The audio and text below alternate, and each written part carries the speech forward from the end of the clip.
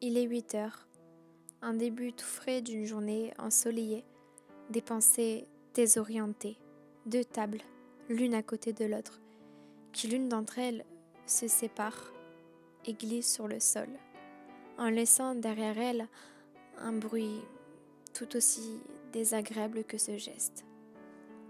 Un geste banal qui est devenu pourtant si viral, mais laissant toujours une trace noire de plus dans le cœur qui se meurt. Des échos de rire, des regards moqueurs, tueurs, viennent jusqu'à cette table seule, cherchant le regard d'une âme pure et d'un sourire sûr. Un bout de papier déchiré joue autour de passe-passe sous chacune de ces tables, mis à part la table mise à l'écart, où l'on peut voir des regards insistants qui rapidement deviennent intimidants. Plusieurs choses se mettent à percuter ses épaules, son dos, sa tête. Elle baissa et rentra sa tête dans ses bras, en tentant de retenir ses larmes qui coulaient sur le long de ses joues rosâtres. Une voix lointaine fait son apparition, qui lui crie une remarque sur sa posture, en ajoutant quelques critiques sous les rires incessants provenant des tables l'entourant. À la récréation, souvent seule dans un coin où la plupart du temps était à l'infirmerie, pour éviter les coups, les moqueries, les rires, les regards. Le monde de l'extérieur lui faisait peur. Elle était tête en l'air, elle oubliait souvent ce qu'on lui disait. Mais quand j'y repense, elle en avait sûrement plein la tête. Souvent la dernière à sortir de la salle, souvent la dernière à sortir des vestiaires. En sport, on la voyait souvent vêtue d'un long pull où l'on pouvait apercevoir que quelques centimètres de sa peau. Souvent dispensée, on pensait qu'elle le faisait exprès, pour ne pas pratiquer, sans jamais se soucier que quelque chose clochait. Elle était souvent mise de côté. Quand on voulait communiquer, elle baissait toujours la tête. Sommeil rempli de cauchemars et visage cerné au petit matin. Elle ne vivait plus. Non, elle survivait.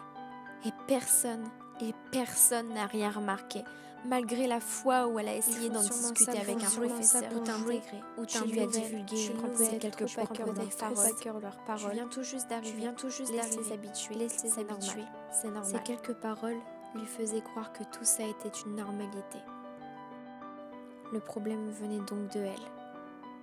Plus rien ne la retenait. Menacée, si elle en avait l'idée d'en parler, alors elle se taisait. Ses parents, ne se doutant de rien, car elle ne parlait de rien de ce qui lui arrivait. La boule au ventre, quand elle devait répondre pourquoi elle avait des bleus un peu partout sur le corps.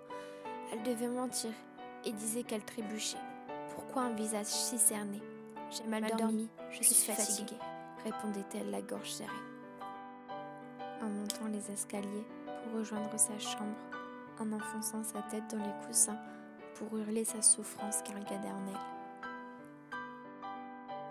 Et le lendemain, elle repartait comme si de rien s'était passé la veille, mais le visage encore plus cerné.